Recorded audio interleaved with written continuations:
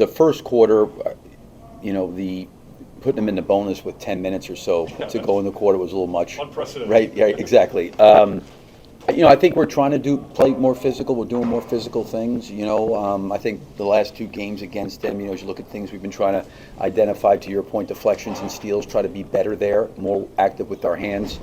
And like you said, it is the preseason. Teams are trying to find their rhythm, so there is a little bit more carelessness with the ball.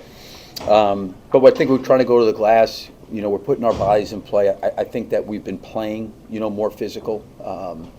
Again, we didn't shoot it great from the free throw line, but we're getting there more, which is encouraging. So, unfortunately, the turnover part is going to hold us back because outside of that, we're doing a lot of other really positive things. How much time do you think it takes to kind of make, like last year you made the offensive transition, this year you're making the defensive transition. How long do you feel like is kind of a realistic timeline to set when you're making some of those like identity changes? Yeah, I mean, it takes a lot. I give the players, a lot of credit because they've, really took to trying to play faster last year. I think that a lot of times players say they want to play fast, but they don't realize the conditioning they got to get in. And our guys have done a really good job of getting in shape and coming to camp ready. And then, you try to put our team in situations in practice where they're having to confront those issues, and listen, there's moments and times that we can be better in that area, but I really feel like they're trying to be a more physical team, and especially trying to protect the rim. I think for us offensively, we really got to be physical there because it's not just the defensive end of the floor. Because if we do get, stopped in transition, you saw it, on Tuesday and again tonight. They're a big, strong, physical, athletic team. And they're going to be into your bodies, and you got to be able to move and cut. And I think some of that's where our turnovers are coming from is the physicality, because we're just not going to be an isolation team. We're going to have to utilize and help each other to try to move the basketball, share the basketball, and generate shots for each other. And I think when we've done that, we've been pretty good. But you've seen when we've gotten bogged down with the physicality, it usually ends up in a very tough possession for us. So it's just something we have to keep working on and try to strive for more consistency. I really appreciated what they did running last year. I always feel you can be better, right? So I don't know if there's an actual answer to when that's going to all take hold, but I think the things that we've been trying to do in camp, we've been trying to play that way. Not that it matters that much with Vucevic didn't play, Kobe White didn't play, but I wanted to ask this because I guess wrong for a change.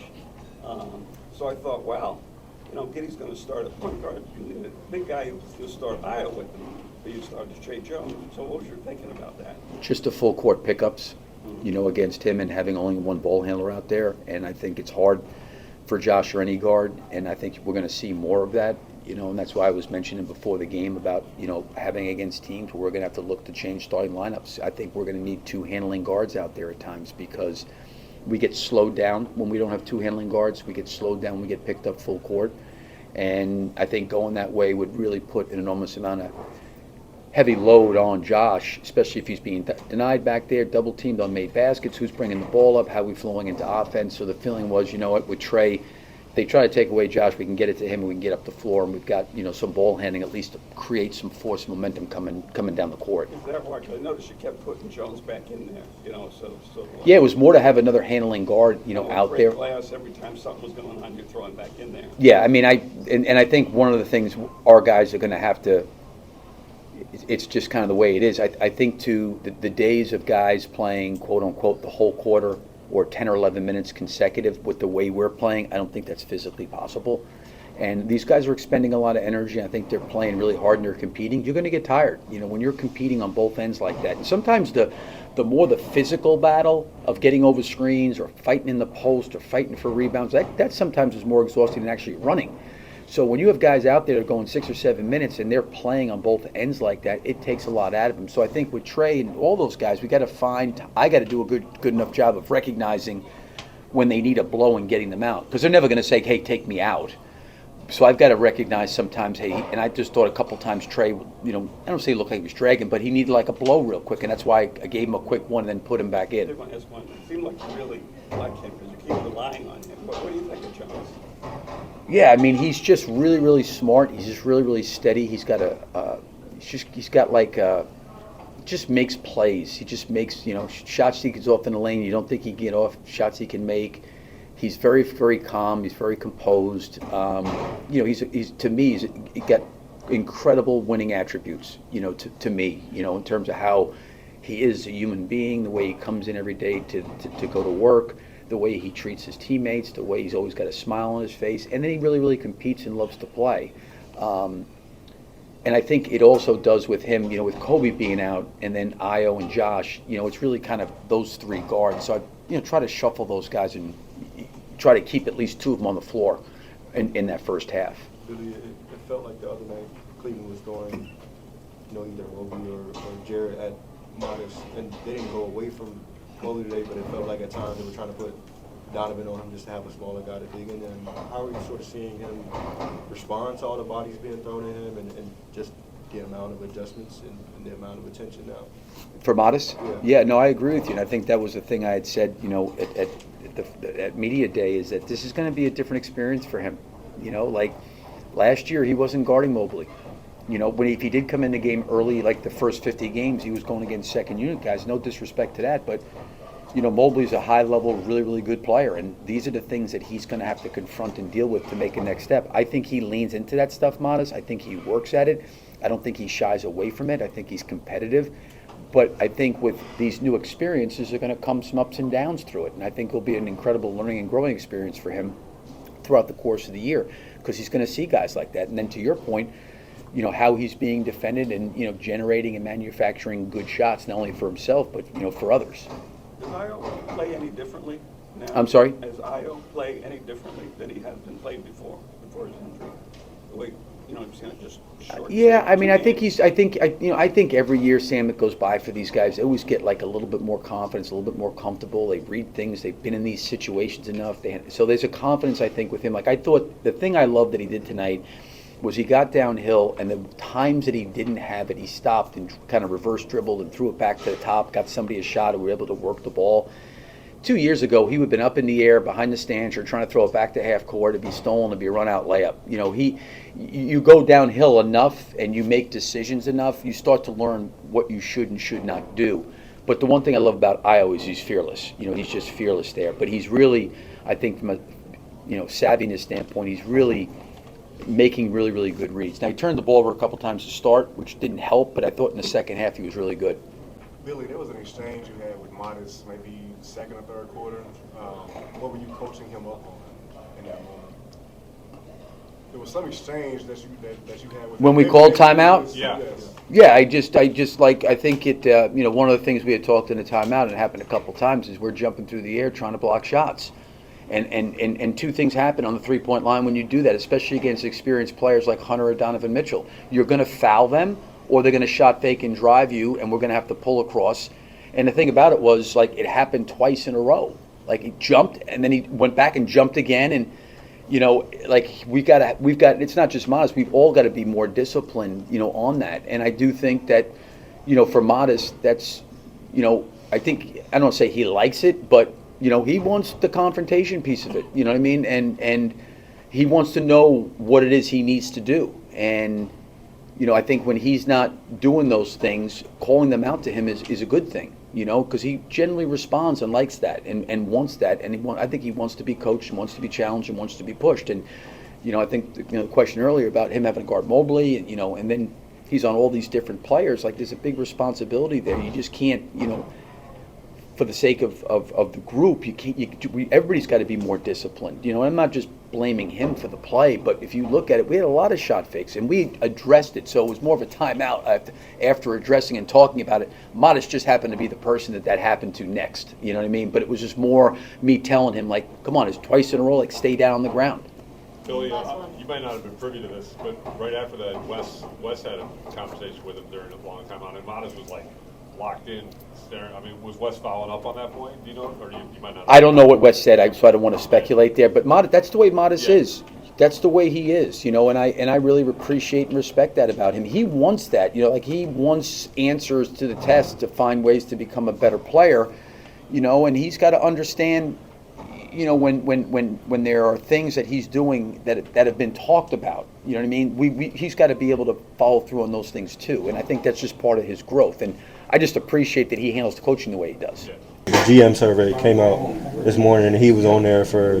They have a best assistant coaches, and he got votes on there. Yeah. What is his coach style like? What's your relationship with him like? He's very vocal, very direct. I like that. He's not like trying to go around anything. He's going to tell you what he sees, and you can have a good conversation with him if you have a disagreement. He's gonna be open-minded. But he's amazing. You can hear him talking on the bench the whole game. You can see how much he loves the game. So having a coach like that is definitely a plus. So you've talked a lot about kind of the type of coaching, kind of what Joe was saying, Right. the kind of coaching you want to receive this year. How do you approach those interactions? Like, are you someone that is kind of like, are you going back and forth and having like a dialogue? Or are you silently listening? What does kind of your role look like? If I disagree with something, I'm going to be vocal. But I think people take arguing as something that's a bad thing, but that's how you figure stuff out and come to an agreement. But I'm more of a guy who I'm going to play as hard as I can, and if I make a mistake, they're going to tell me, and I'm going to be listening, be open-minded to gain a benefit from the lesson that I have to learn. We know what your defensive goals are for this season. Yeah. What did you kind of think about how your defense has looked the first 2 games, and maybe what are a couple things that you're working on? Not good, actually. I think I could be way better.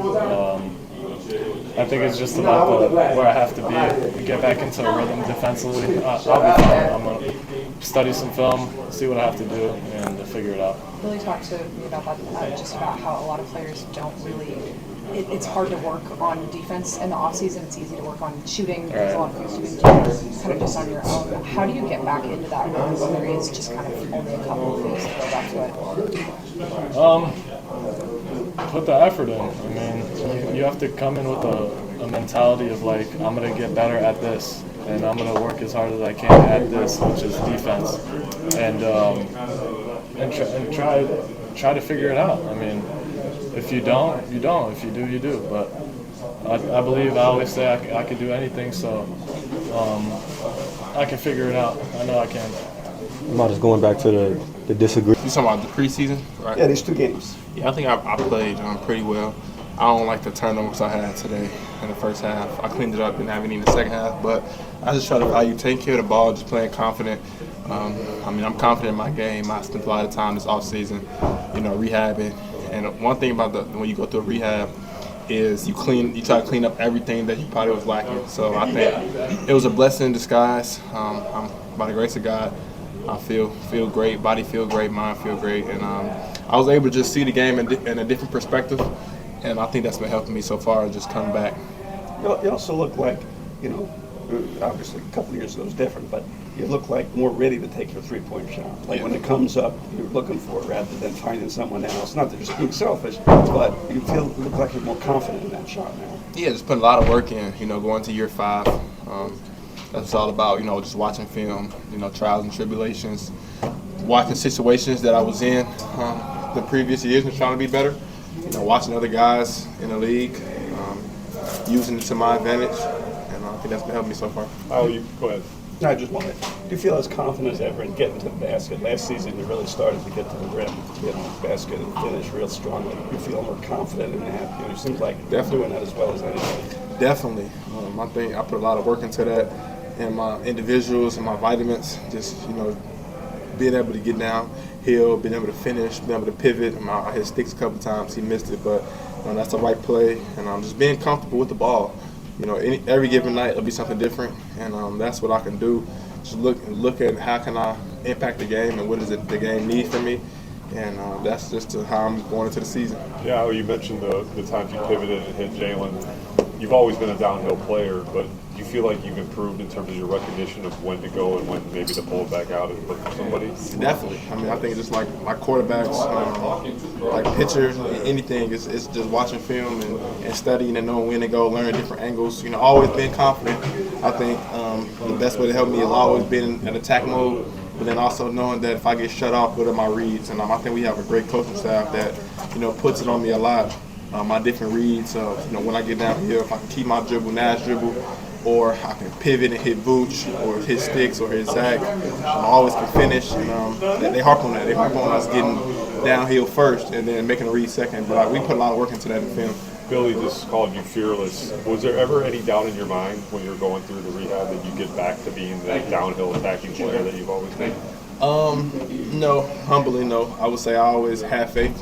I always have faith. I always kept it positive. I knew it was just a stepping stone, a part of the process. And I put God first. And I just took each and every day, one at a time. And I embraced the process. I think it was, I wouldn't say it was pretty cool to go through, but I think it was, when you have something that you love taken away from you, it just makes your mind a little bit stronger. You appreciate it more. Definitely, I'm more appreciative of the game. Just going through shoot around, going through the game, hearing the national anthem. That's something that just gives me extra edge, and I'll just be excited to be out there.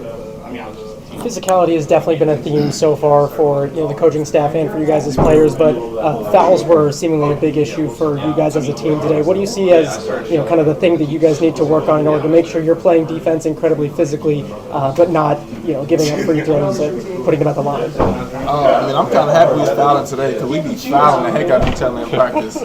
Practice be a bloodbath, but I just think that it's something we can correct.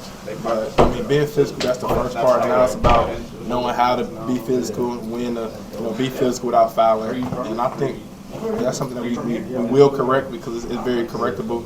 It's preseason. You don't ever want to be in full peak in the second game of preseason. So it's something we can correct. But like I said, in practice, we're playing physical with each other. Each and every practice, it'd be tough. So I'll just say that we just got to be more smarter. Not just let teams get in the bonus. I think it was in the bonus within the first 3 minutes of the game, 2 minutes of the game. Yeah. So not letting teams get an advantage on us. And I think that's something we will clean up. Watching film, not having tic-tac fouls. How does DeMar's locker rank in career highlights for you? Oh, it's great. Daniel, our equipment manager, he came to me. He said, I got a promotion, so I just accepted it.